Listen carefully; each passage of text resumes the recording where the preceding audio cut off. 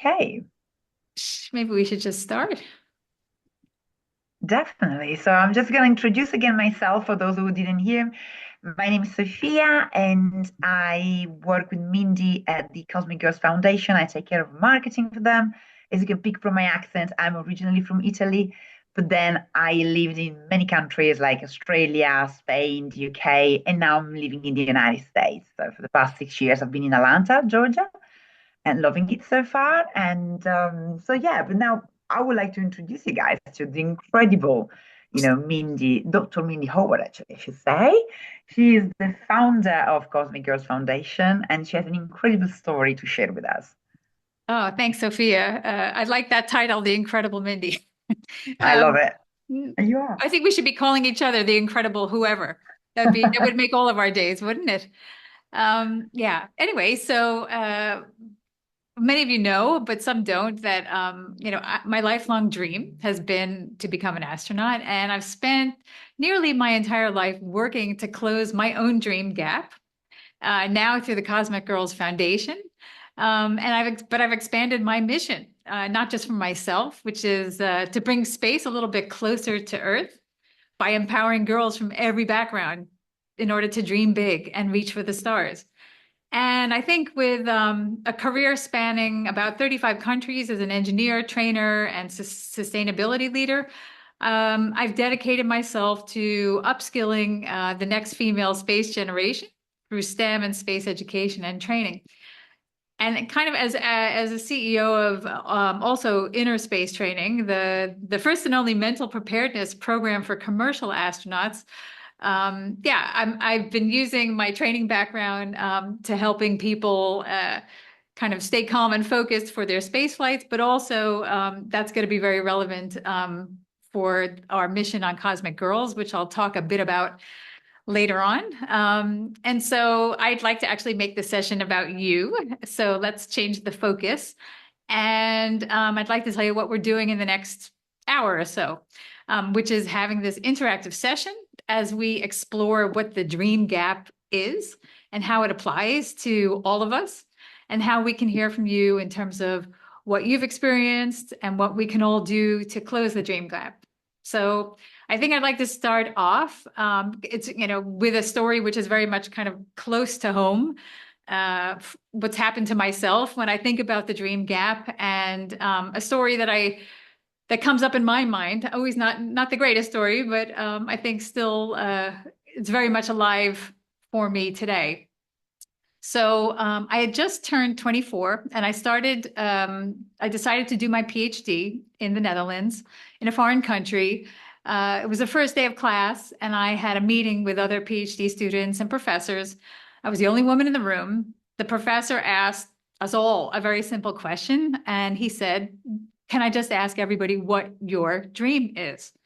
And as I was a new student, he suggested that I go first. He said, uh, okay, Mindy, you're up. And then I thought, okay, well, my dream is to become an astronaut. And then there was some silence that followed before the entire room started to burst out into laughter. People were snickering. I wasn't joking. All of a sudden, some guy shouted out, yeah, well, I want $1 million. Ha ha ha. And someone else looked at me and said, who do you think you are? You think you're better than all of us? And I was both stunned and horrified, actually, that I got this reaction from people when I told them what my dream was.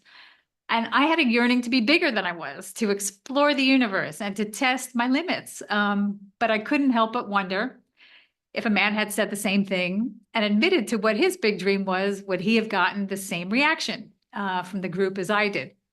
And even though this happened 35 years ago, I remember the humiliation as if it was yesterday. And so I also have the hypothesis that more girls probably get their dreams crushed more than boys do. And many girls don't get reinforced for the big dreams that they have, because often those dreams can go against, cultural stereotypes. Can you imagine if you're a girl, in a country where you can only become a teacher or a nurse, how difficult it would be to admit then, you want to be an astronaut. I mean, that would be even crazier. So I think just, when we said we would do this topic, it felt very real for me, and it also kind of follows why I started Cosmic Girls Foundation, which we'll talk about in a little bit later. But again, we said this is going to be about you. So let me hand it over to Sophia and say, let's make it about them. Oh, Sophia? absolutely. But that is a great story. And I do sympathize with you. Something very similar occurred to me in a different. I used to be a lawyer back when I was living in Italy. And the same, not that my dream was as big as yours, because obviously a lawyer is more of a common thing for a woman. But I remember people just looking at me when I was young, fresh from the bar examination in my late 20s, and like, oh yes, of course, shut up. And even clients looking at me saying, oh my gosh, the firm sent you. Like, yes, guys, I'm good. I can tell you I'm a good one. And so yeah, that's one of the many reasons why I left Italy. So it's one of the machismo kind of situation behind my background. But anyhow, enough about me. Let's go and talk to our beautiful audience today. So in light of this, I'm curious very much about to know how many of you have experienced this kind of situation. So how many of you have, had your dream or your big ideas crashed? And I mean really crashed. So those moments that made you somehow doubt yourself and that felt like a punch to the guts. And so as you can see, we've got this beautiful whiteboard, which is very nice. So we would like for you, Mindy's just creating, so we would like for you to see, I don't know how you can see on the left-hand side, but there is an icon of the emoji icon. And so the question is, how many of you had your dreams crashed? And we would like to differentiate men and women. So Okay, so if I you said boys had, and girls. I said boys and yeah, girls. Okay. boys and girls.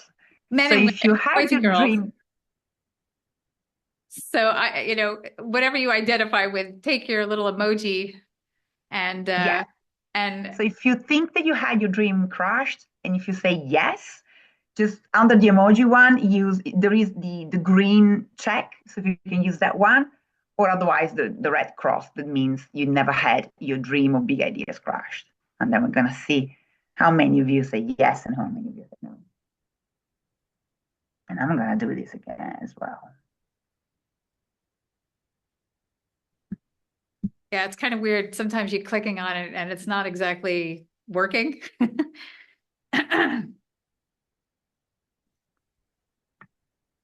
There's some checks. There's a improv check.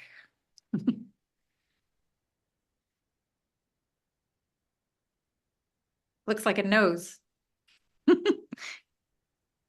it's a check. Eek! Eek! How do you get it to work? How do you get it to work? You need to click on the emoji icon. The emoji one it says stickers and emojis, and then you can see the check, and then you have to click it, drag it, and let it go. Drag it. Oh gosh. Then we got a yes. Okay, Okay, we'll take it. thank We'll you. take the yes.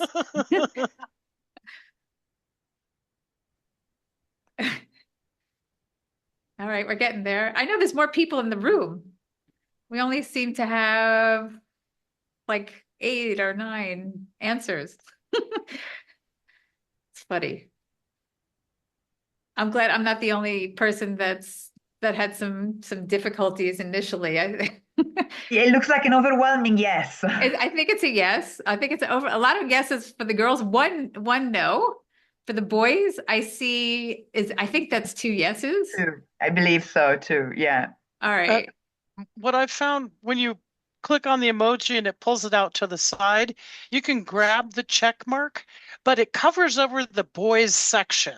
Oh. And so I haven't been able to get it on the boys because it's like it happens for me personally throughout my life. It was crushed by boys and men, but also women are kind of do that to each other too sometimes. And so I just maybe more people would check on the boys section if I mean if for me it was I just couldn't I pulled the thing out and then I grabbed the check mark, but it covered the boys section, so couldn't drop the check mark. Got it. So Perry, as long as you're talking, I'm curious, like, does a story come to mind at all that you would be interested in sharing with the group? There's just been constant kind of throughout my life, like my parents were very empowering to all of my siblings and I. So I was more of a person that would stand up to things a lot of the time, and kind of got me in trouble because I was more bold than most girls. Mm. And and well, really, and I would defend girls, but I would also defend boys. But you know, as far as like, there's nothing that really sticks out particular in, in those things, but in jobs, like I would start at a lower rank because a man would hire me. They'd realize that, oh, wow, you've got a lot of capabilities. They'd move me up quickly. Then I would be training other people, and then the man or boy would get the higher up job, but I wouldn't. Or Gotcha. realizing too, like, I'm doing more work than you, and you're making more money than me. Hey, Things just continual, and that's, it's society and it's culture, and it's not just in the United States. no, I mean, it's this is true. this is worldwide. This is Yeah. and it's not just like one industry, or, it goes through religions too. I mean, when Sure. you get down to the dirty nitty-gritty of it, but I can go on and on about this subject. So, All right. Well, I appreciate you sharing your story. I'm curious, like other voices in the room, specifically, if you could think about, when and you had your dreams crushed and what that looked like in particular. Anyone want to talk? I'm very happy to talk if you can still hear me. We can hear Yes, we you. Yep. can.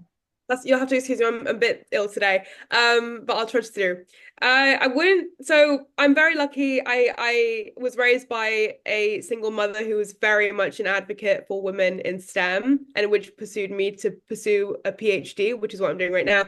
I wasn't crushed, like the PhD dream, that didn't, I was never crushed with that, but I distinctly remember, and it really only takes one person to do this, is I had a male colleague of mine in my old university. When I told him that I had gotten the PhD opportunity and how hard I'd worked, he looked at me in the eyes and said, "Not gonna lie, it sounds like you only got that because there weren't many people going for it anyways." Nice. Okay. So I was How so long ago confident. is that? How long ago was that? That was back in February of this year. Oh Okay. gosh. So fairly Yeah, recent. Okay. yeah. So admittedly, I let myself believe that for a second because I think it's just human nature to believe the worst of it and any reason to doubt myself. So when I eventually met my PhD supervisor, who was a very strong and professional woman in STEM, she looked at me and she said, "You got that because you earned it. Don't believe anything. He's probably insecure." I was like, "Yeah, yeah, probably."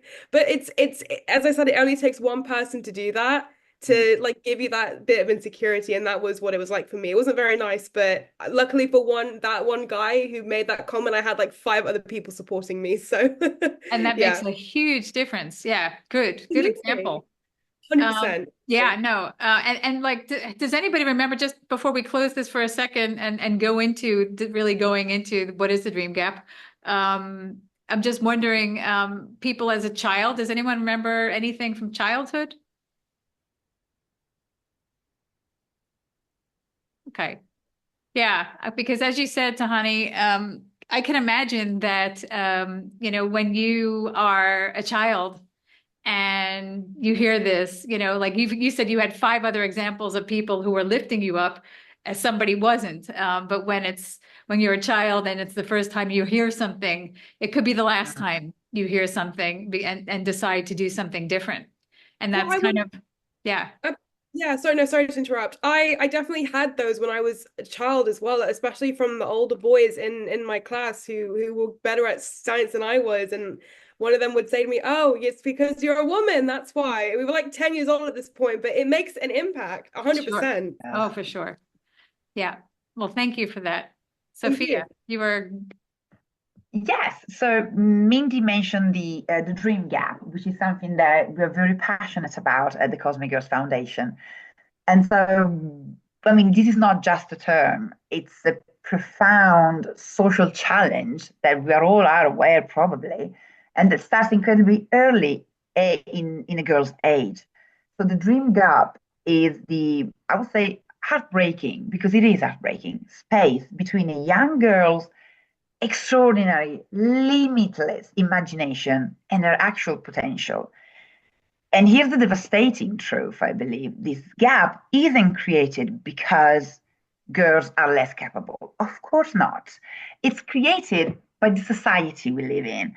And Mindy, if you don't mind sharing your screen, I would like to share with you guys this gorgeous and powerful video that Mattel put together, because that was a campaign of theirs back in 2018. Okay, here we go. Let's talk about the dream gap. What's that? It's the gap that comes between girls and their full potential. You see, starting at age 5, girls stop believing they can be presidents, scientists, astronauts, big thinkers, engineers, CEOs, and the list goes on. Why? Because what else are we going to believe when by age 7 we're more likely to think that boys are smarter than us? That's ridiculous. When we are 3 times less likely to be given a science-related toy, that's sad. And when our parents are twice as likely to Google, is my son gifted? Then is my daughter gifted? That's not cool. We need to see brilliant women being brilliant and see how they got to where they are. To imagine ourselves doing what they do. But we can't do it alone. Moms, dads, brothers, and bosses. We need all of you to help. We need to close the dream gap. It's up to all of us.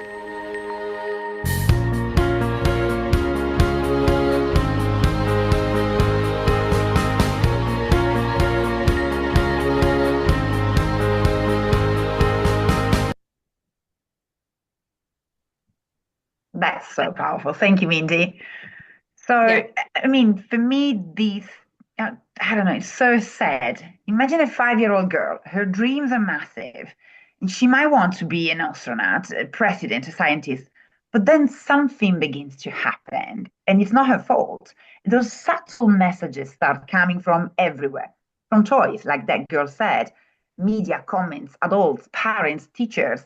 And this message is just a whisper in her mind that says, maybe you cannot do it. Maybe not just for girls.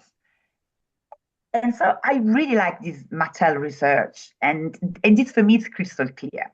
At just 5 years old or 7 years old, a girl starts developing, self-limitation. She starts to really believe that she maybe cannot do and maybe shift her dreams.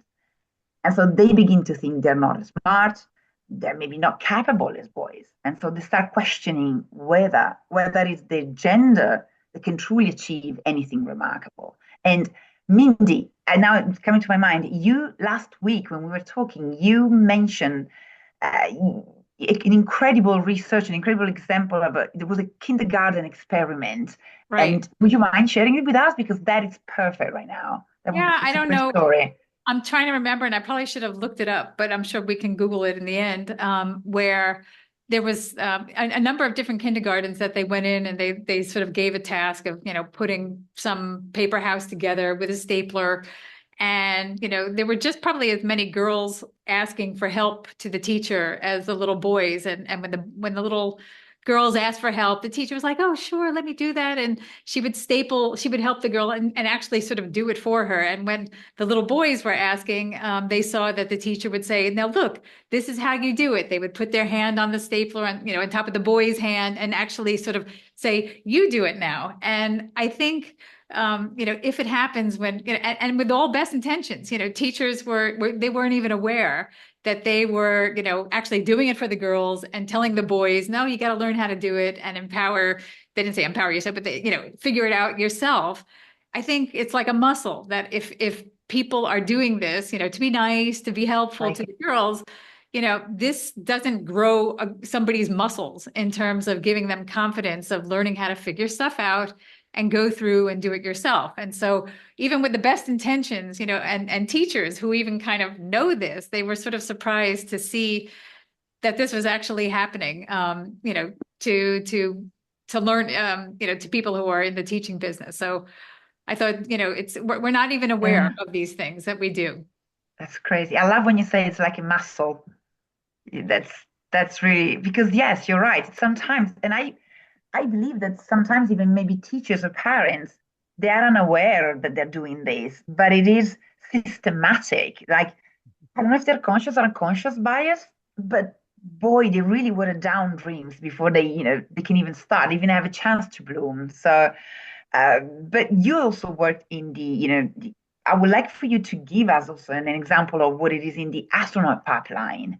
So when you see all of this coming to, Yeah, so let me show a slide. Perfect. And so let me put this on slideshow mode if I can. You know, this is Perfect. This is a slide we use with Cosmic Girls about, you know, we want to keep girls in the astronaut training, or astronaut talent pipeline. And the astronaut talent pipeline is a metaphor for kind of like any kind of technical pipeline. It's the same issues, you know, for girls who want to code or, you know, be rocket scientists. But it's, if we say that this is a pipeline and we're trying to sort of, we want to attract as many girls as we can, because we know at the end of the pipeline, which is, you know, over time, more and more and more girls will kind of fall out of or leave the pipeline. So the pipeline is leaky, and we're trying to, at different stages, you know, keep their interest, nurture their interest, you know, give them skills so that they can eventually, you know, do their really big dream. And if that is going to space, this is typically a very long time period where this is happening. But, you know, we know, for example, girls, you know, who are, you know, can hear a comment between 5 and 8 from a teacher that says, you know, why do you want to be an astronaut? That's a boys thing. You know, something like that out of the pipeline. Or, you know, when girls enter puberty, there might be sort of, they might think, oh, maybe guys won't like me if I'm too technical, too nerdy. And then there's other girls, maybe when they're teenagers, that might be saying they don't know any other girls who are interested in science and space, and they feel like, am I a freak? I'm the only one here. Another reason to leave. So this leaky pipeline is something we're trying to kind of plug the holes at different stages in a girl's development. Because, you know, there's so many reasons that girls leave, in addition to why boys leave, which is maybe because it's too hard, or, you know, they're not getting the right enforcement. You know, boys leave the pipeline as well. But I think there's some added obstacles for girls leaving the pipeline as well. So it's kind of like we're trying to plug many holes at the same time, and keep the girls in the astronaut training pipeline for a very long time. I guess which kind of leads to, like, what are we doing in Cosmic Girls, and who are Cosmic Girls? So I want to just give a little bit of a few slides just to tell you about what we're doing, you know, in case you haven't heard. And so we are, you know, this is the classic Mercury 7 slide of, you know, what does it look like to be an astronaut, which is an image, an iconic image that, you know, people of a certain age certainly know, and even not, you know, like this image is so iconic. But unfortunately, that is an image which has stuck around for 60 years, and hasn't helped people who don't look like this to become an astronaut, whether there was actual open discrimination or not, or people having these, you know, unconscious biases that we choose people like ourselves. But, you know, we're trying to sort of change the new space generation of having not just only girls, but we're feeling like we need to plug the pipeline holes specifically for girls, so we could start to get more diversity, you know, in the long term, in the long run, and getting more women into space. So, you know, we want to change that imagery to be a lot more diverse looking, but also diverse thinking. And it starts from an early age. So our vision is empowering girls globally to become pioneers in the new space economy, as we are leading humanity into the cosmos. And specifically, we want to nurture the girls through STEM education. I say STEM, I mean STEAM as well. But so far, we don't have any STEAM partners. So I we probably need to get some more partners and change that to STEAM. And we want to, we want to attract girls, not just to become astronauts, but getting in, astrophysicists, aerospace engineers, et cetera. And also, in the STEAM, in the arts as well. Everybody is welcome in space, but in our how we're doing this, and I'll tell you, is through three different ways. We want to sort of nurture the interest of girls, to keep them in the pipeline, build their confidence, and connect them to one another so that they start to get support with each other. And we're together with our nonprofit partners around the world, who are helping and actually teaching the girls these skills. We're teaching them STEM skills, like key life skills, and astronaut skills as well, especially for the finalists of our competition, which I'll talk about in a second. We're having I don't know if you've heard of the 6 Girls, 6 Continents competition. This just started in October of this year, and we would love it if you would share this with your network. If you're an educator, and you know girls who would love to take part in the competition or just join us in our Cosmic Forum. But let me just tell you first, with our competition, essentially girls sign up to join our competition by first joining our Cosmic Forum. And our Cosmic Forum is this online community where girls can meet each other from around the world and support one another, but also, finally meet like-minded girls who like the same stuff that they do. And then these girls will go and select one of our international program partners. There's all different levels of our program partners, and we need to get many, many more partners. Essentially, our partners are offering us opportunities for the girls to join their program for free. So as a nonprofit, we can't pay yet anyway for these positions. So these these partners will say, hey, Cosmic Girls are welcome to join our program for free. You can have 100 spots. And the girls are welcome. And, that we have some partners that are teaching basic math and science to girls who might feel like they need it. And we also have the other extreme where we have a program partner who is teaching girls how to be rocket scientists and actually make and launch rockets. So where they need to have pretty good math and science skills in order to do that. So there's a bunch of different partners they can join. A girl in Australia could join a training partner in Africa. It doesn't matter. Although time differences will have to be known, and people need to take that into account. But then we will have judges for this competition. After the girls sign up, they'll have to send in 2 videos on their application form, and one judge from each continent will pick the winning finalist, and the 6 finalists will go on to win astronaut training, commercial astronaut training, both in the States and in Europe. And we'll take them and a parent and fly them to the various astronaut training locations where they will get mental training. So the inner space training, they'll get parabolic flight training where they'll get to learn how to do maneuvers and things in 0G. And they'll get to go in a centrifuge and feel what it's like to be on launch and re-entry. And then one girl out of those 6 will actually win a suborbital space flight. So it's very exciting. We're going to be immortalizing the journey of these 6 cosmic girls with a Netflix documentary, tracking these girls. Where did they come from? Where have they, what little village they came from, and how did they get all the way to space? So it's going to be an uplifting story, no pun intended. And so we're very excited about that.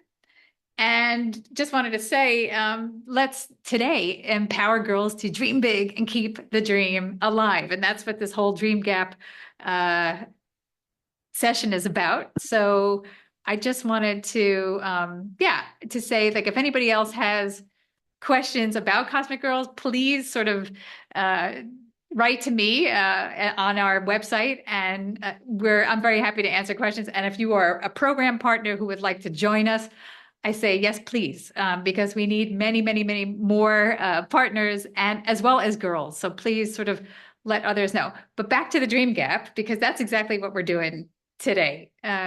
Sofia.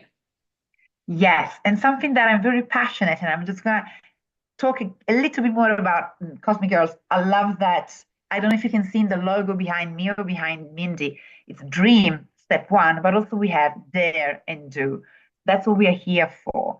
We really want girls to really understand, be bold. You can do what you're dreaming of. So we really want to nurture the dreams and to help them really achieving that dream. So that's something that I'm incredibly passionate about. Our dare and our do. Be bold, ladies. We have to be. But again, so if Mindy, if you don't mind, I would like to use the whiteboard again. Of course. Because I would like for you guys to.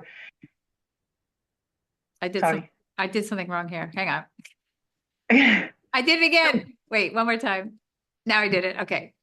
Okay, cool. Perfect. So with if we can utilize again the whiteboard, and if you can use the text, so if you drag the big T on the left-hand side on the menu, because I would like to check with you guys, how can we actively work to remove these biases from society? Hang on a second. I'm going to type it in the middle here, our question. Yep. So what can each of us do in this room about the dream gap? So how can we end it?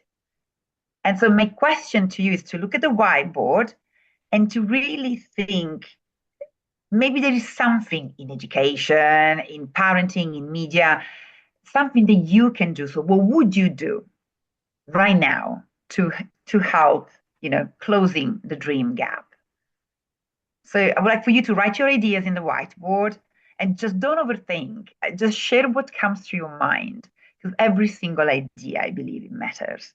And then I would love to brainstorm together and to brainstorm real solutions to see, how perhaps we can change society and to change what society sees and how they support young girls' potential.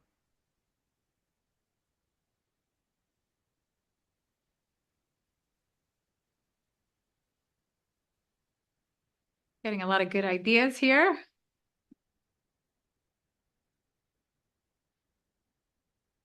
And then for those of you who would like just to talk to us, just raise your hand on your videos and gosh, feel free to talk.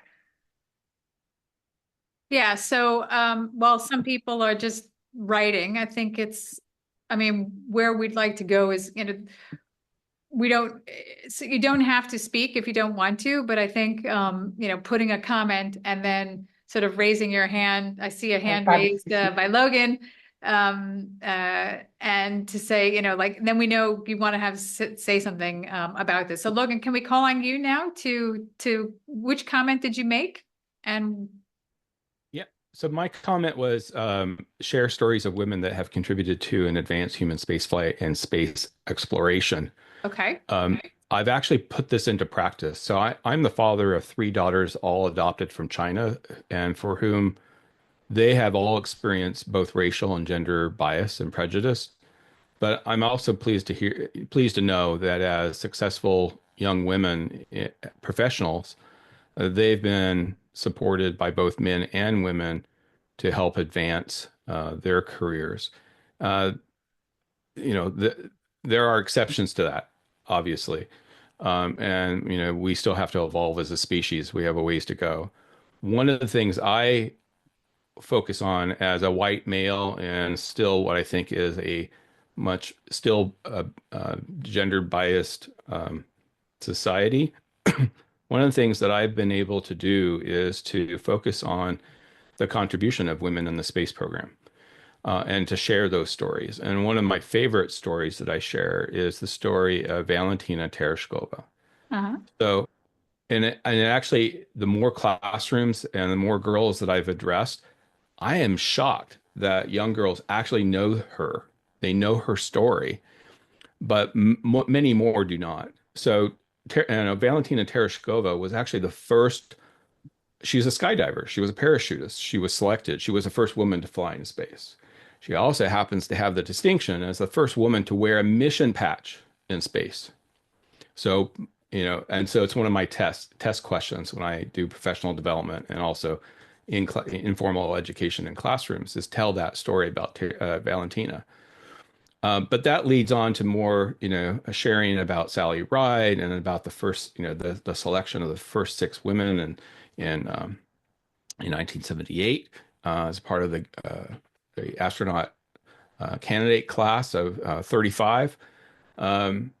There's lots of examples, and so what I try to do is as I am sharing stories to inspire kids to develop an interest in STEAM.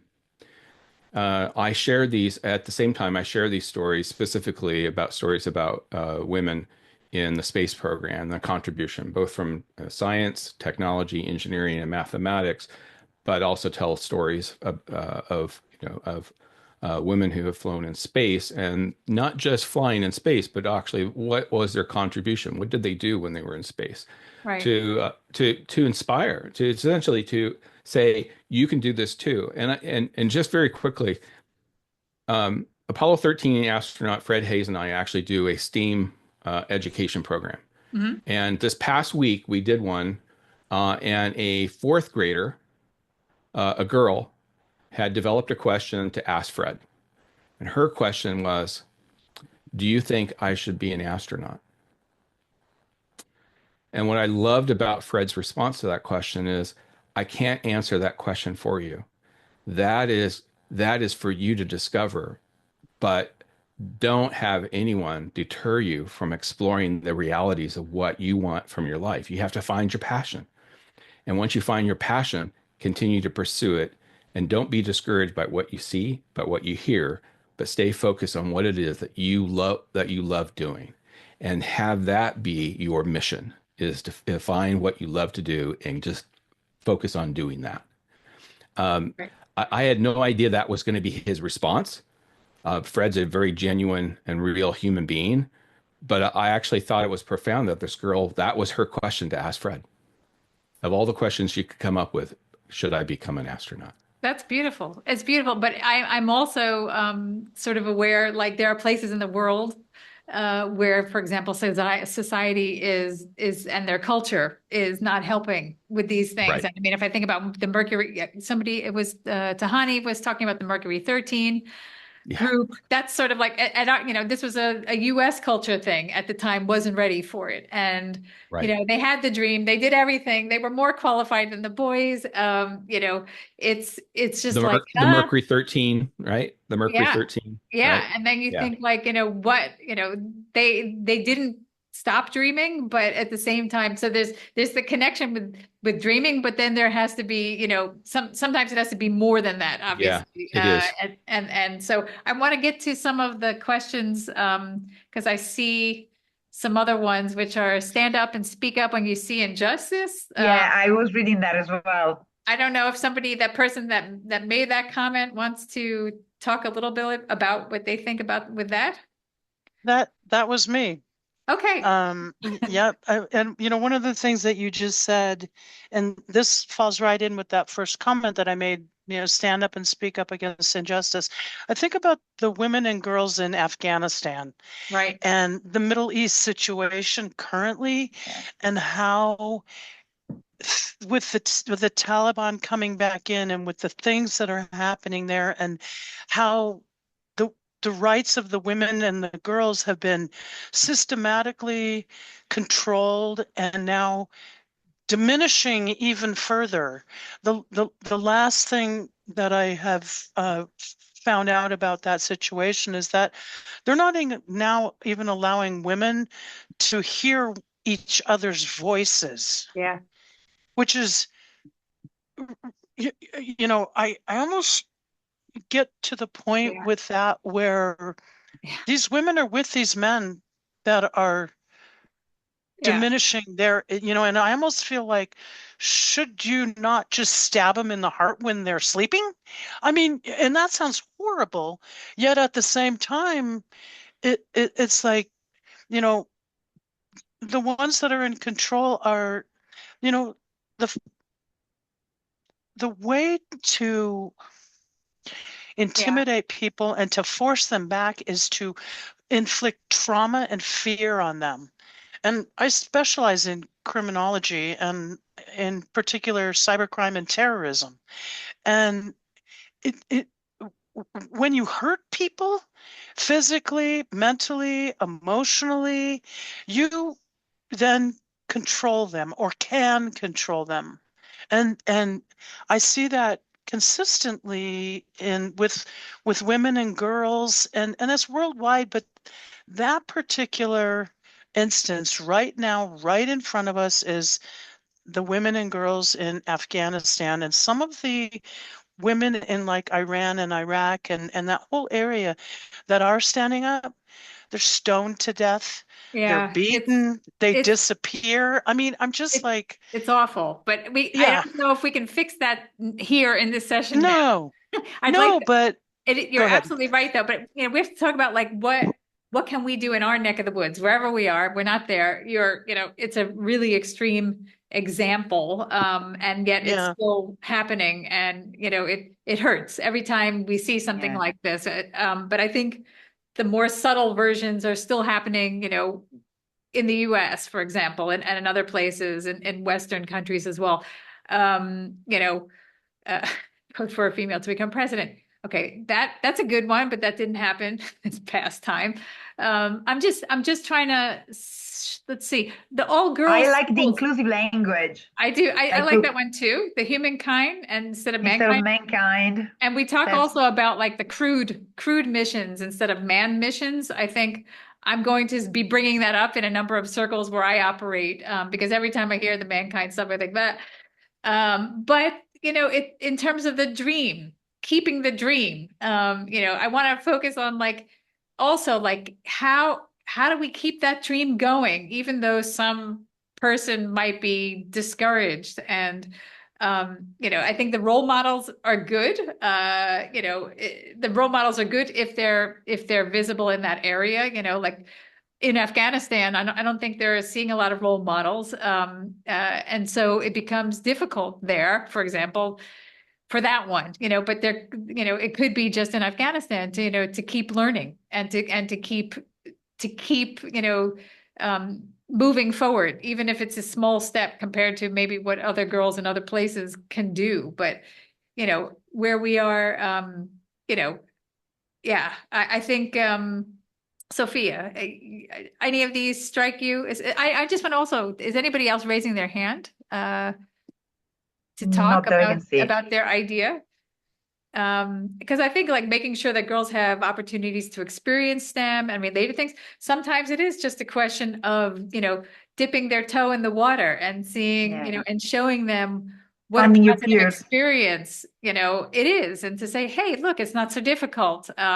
You liked it. You did a great job. By experiencing that, sometimes people, I know that some of the girls that, are in our programs around the world, for example, they look at a telescope and they've never seen, the moon up close, and they've never seen, what it's like to look at a planet up close. And that is sparking things for people. So it's a combination, I think, of like keeping the spark.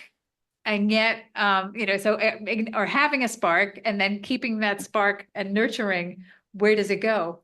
And I'm also quite confident. Sorry, I don't want to interrupt you, Mindy. Sorry.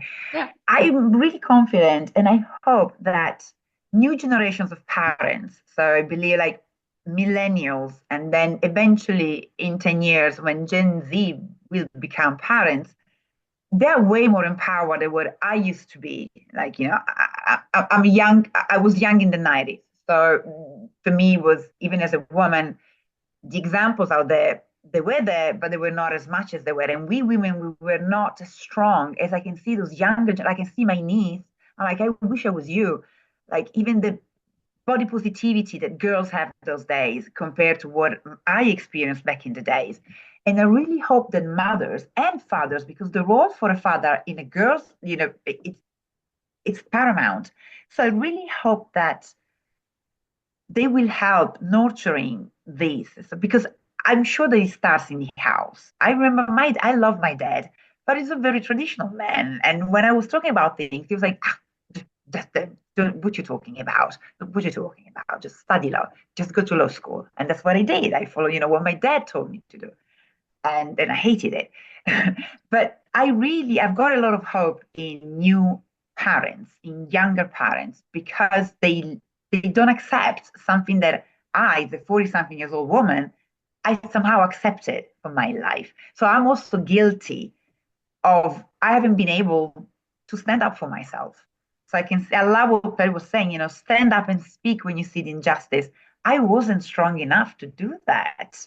And I wish I could go back to my younger self and say, Soph, just tell everybody to bugger off and keep doing what you want to do. But I wasn't strong enough because I didn't believe in myself as much as I believe in myself now. And so I look at my niece and I go, gosh, I wish I had your strength when I was 17 years old. So I don't know. I've got hope. I'd like to add to that, Sophia, because I was pretty much all the girls around me would never stand up, and I was the one that would always defend and always stand up.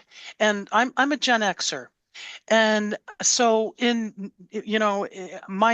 played on a softball team, and at the time in 1976, so this takes us back. There weren't intramural girls sports.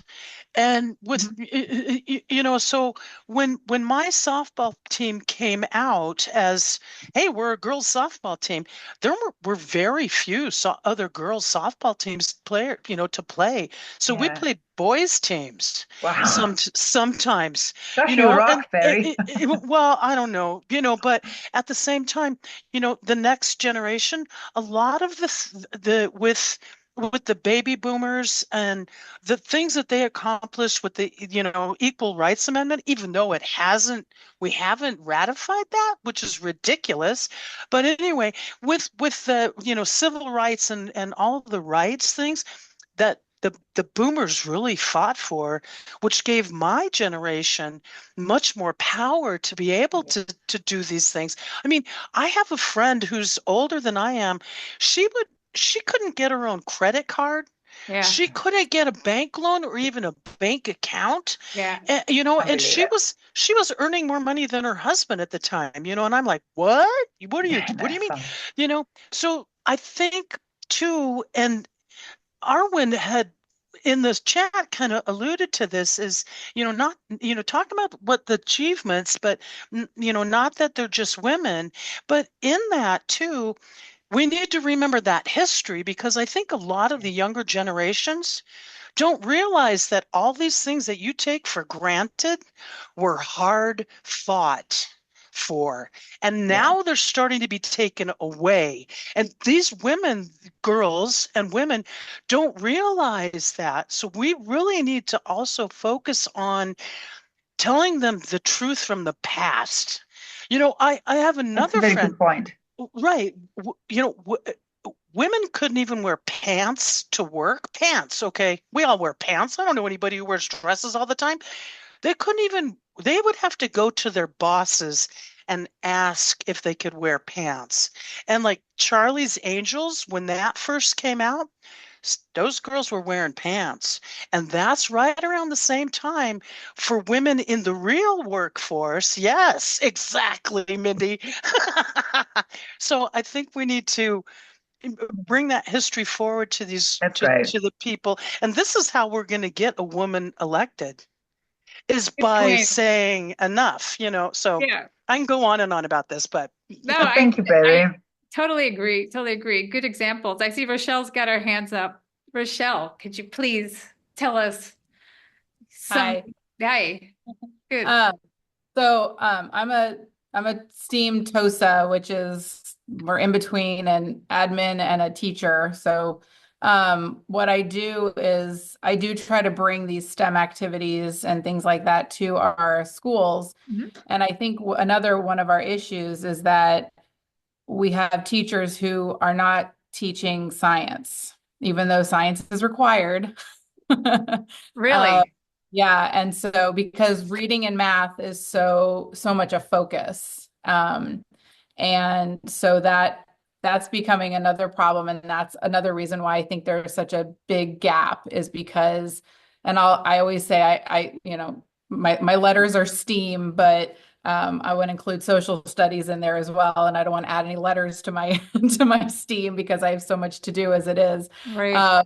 But that's another reason why I feel that some of these girls and boys, I mean, I'm going to throw them in there too, they're not getting exposed to a lot of, it could be robotics, it could be engineering, it could just be basic science content. And even though, the standards are there and things are required and we test in 5th grade, I'm in California, it's very scary because we tell everybody, we have to teach them this stuff. This is how the world works. And it should be integrated in with your language arts. You shouldn't be just teaching random stories that don't do anything. And I think that's another reason why that there is such a big gap, because some of these kids just haven't been exposed to what's out there. And that's what I'm finding. And so we're trying to get a bigger push into getting, I mean, we have a science program where, we've got, Lego robotics and all the classrooms, and, there's programs on programs, but everybody is just so much reading and math because that's what's tested every single year. And that's what teachers are, that's what we're getting dinged on all the time because that's what people accuse us of. And, it's really, really hard. And so it's reading and math, and that's it. So, but as a STEAM person and an engineering person and a robotics person, and how much I'm trying to explain to them, like, you don't understand, like you have to do all those things in science. So just use the science and the social studies, historians, you have to do the reading and the math there. So just use your science to do that. But that's exactly what it is. All of those careers use reading and math. So just do it there. But some teachers just don't see that. They don't. So, I have a question. I think that's another reason why there's such a big gap. Yeah. So there's, I'm seeing, like, if I look at the board here, it's very, focused on, very focused on, getting more girls to learn STEM, and it's a lot of, skill based. But I'm just also wondering about, like, what do you think we should do in terms of the confidence? How do we get the girls and boys, but how do we get girls to have more confidence in order for them to and more mental resilience and things to keep them in, the pipeline? It's not just about sort of like getting them to study and things like that. Like all of these, I think these are essentials, but I think what's going to keep them in the long run is the confidence, is the fact that, they do see role models, but it's not only about role models, because they might see, oh, they're over there and I'm over here, and there's a big gap in between. And, like, I can't picture, that's too far away. You know what I mean? I need to see, it's too intangible. I see, Logan, you have your hand up. Was it about this or something else? No, it's about this. Okay. I'm a technical trainer in my school district, and one of the things that I teach is design and coding for the web, and I address I teach provide technical training for 3rd, 4th, and 5th grade students. And one of the things I learned very early on, and this was also influenced by the educators that I'm supporting, is, in a way, I segregate the girls from the boys to essentially kind of remove that undue influence, and also to help both the girls and the boys to essentially create their own support system as they're actually learning to code and thinking about design possibilities. So one of my approaches is give them the tools, expose them to the possibilities, and then have them play, and then share. Have students essentially form small groups and share. So put it into practice, make it a real experience. And what I've actually, as educators, oftentimes, our influence is immeasurable, right? If we're lucky, we hear about how our contribution has influenced students moving forward.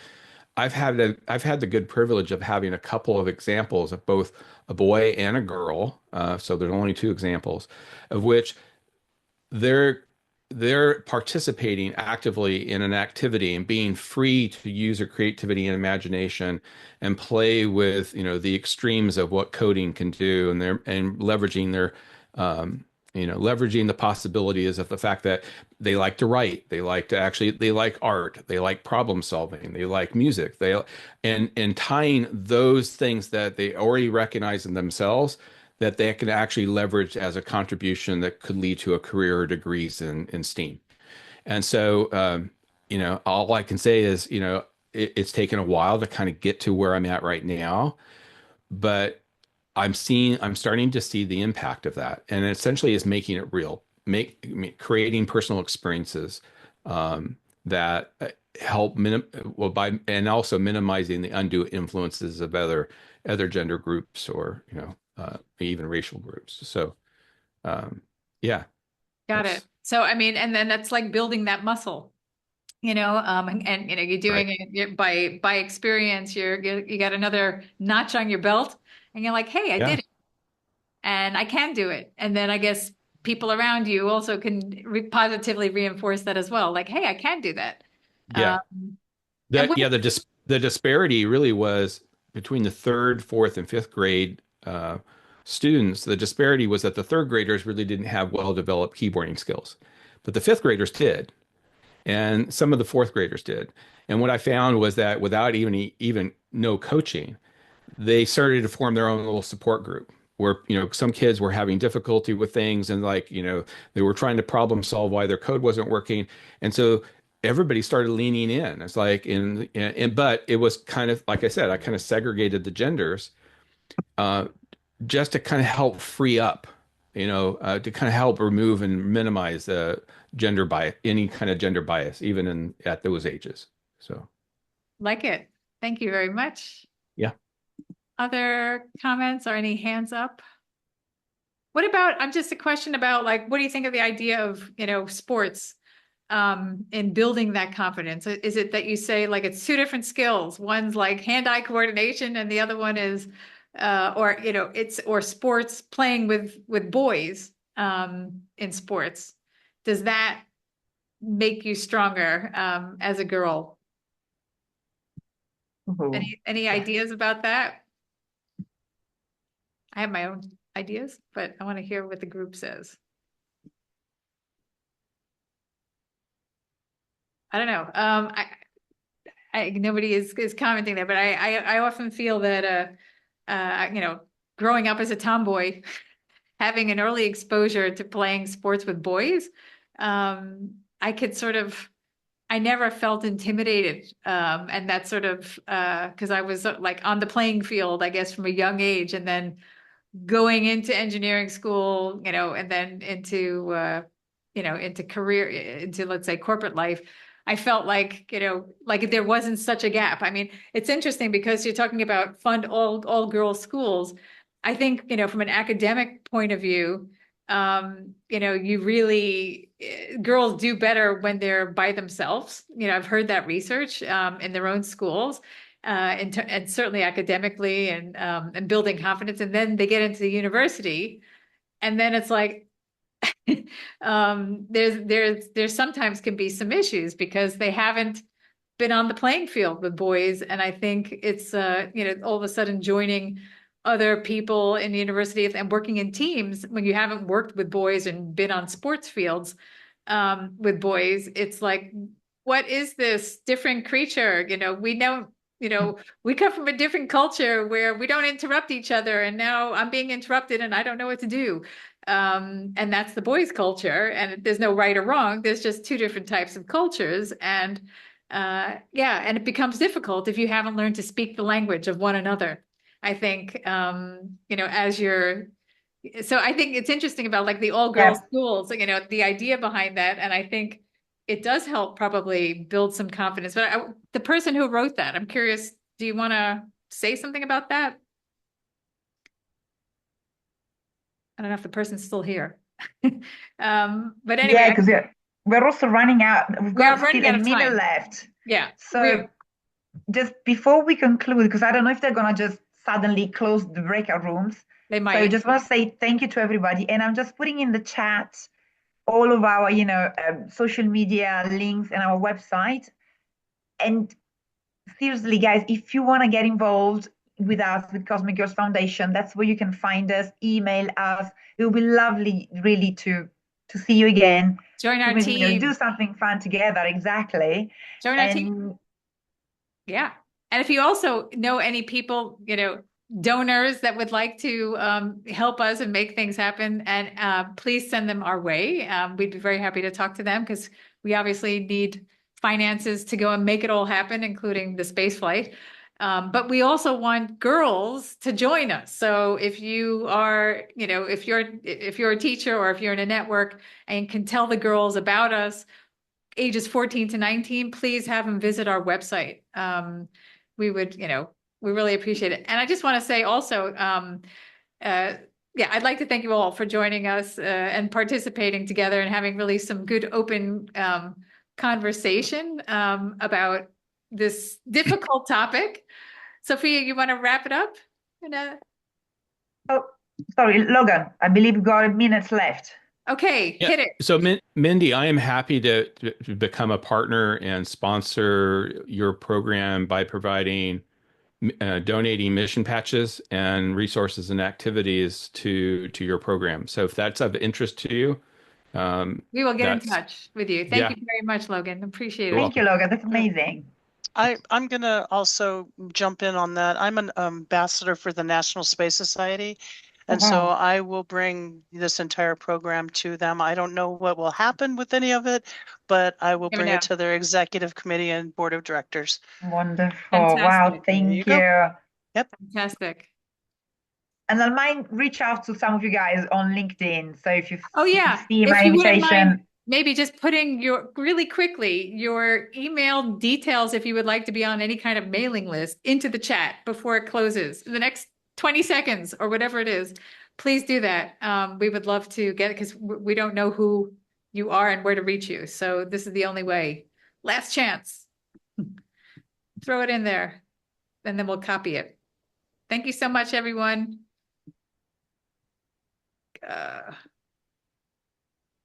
Great.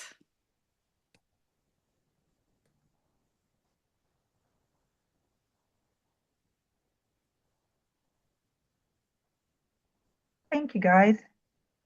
Much appreciated.